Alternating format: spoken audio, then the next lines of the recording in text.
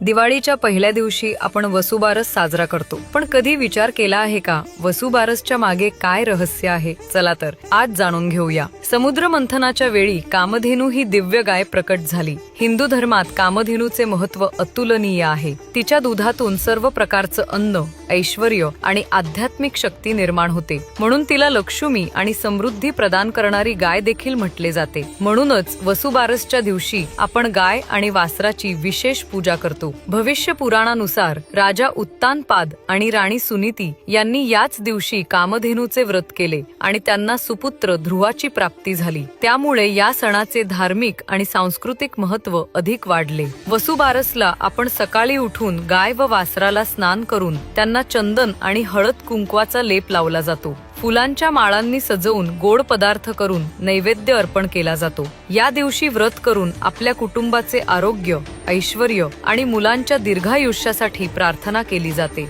वसुबारस हा सण आपल्या संस्कृतीतील गौमाता आणि वासराची कृतज्ञता व्यक्त करतो आणि गोवंशाचे महत्त्व जाणवून आपल्याला निसर्गाशी असलेल्या नात्याची जाणीव करून देतो.